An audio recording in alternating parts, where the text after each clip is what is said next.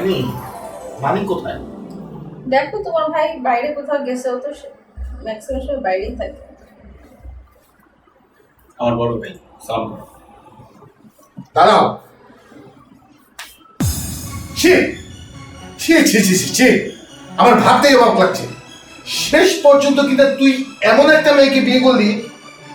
না না, তুমি ওকে মারলে কেন? পারবো না মানে? তুই কি জানিস গত 2 বছর আগে এই মেয়েটার আমার বাসা থেকে 2 লক্ষ টাকা চুরি করে ধরা পড়েছিল, আর তার জন্য দেখো বলছি। ছি ছি ছি ছি, তোকে আমি কতটা বিশ্বাস করেছিলাম। আর তাছাড়া তুই এখানে কাজ করার আগে তোর মা 15 বছর এখানে কাজ করেছে। শেষ পর্যন্ত কিনা তুই আমার 2 লক্ষ টাকা চুরি করলি। চুপ, আমি কোনো কথা শুনতে চাই না। আমার ওয়ার্ডরোবের চাবি তোর ভাবির কাছে থাকে, মাঝে মধ্যে ওয়ার্ডরোবের উপরেও থাকে। আমার মনে হয় যখন ওয়ার্ডরোবের উপরে চাবিটা ছিল তখনই তুই টাকাটা সরিয়েছিস।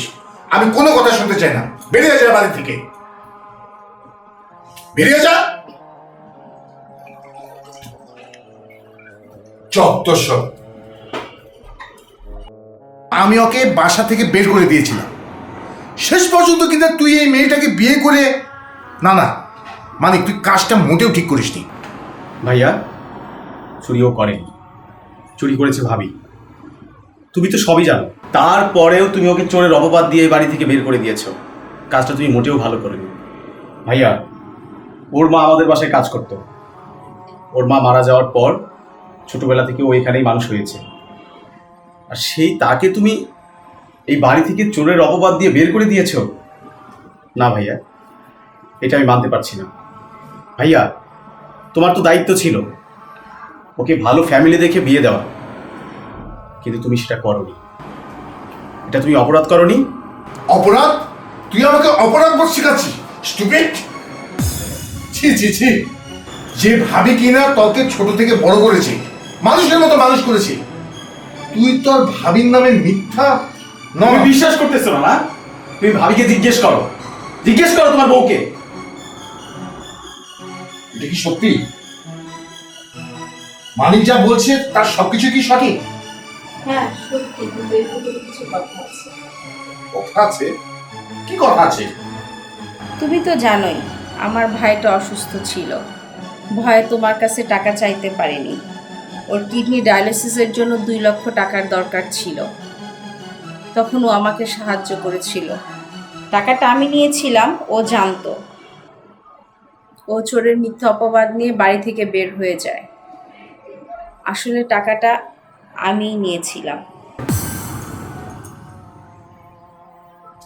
তুমি কি ভেবেছো আমি কি অমানুষ? তোমার ছোট ভাই মানে আমারও ছোট ভাই। আর তাছাড়া তার কিডনি ডায়ালিসিসের জন্য 2 লক্ষ টাকা লাগবে, আমি কি সেই টাকাটা দিতাম না?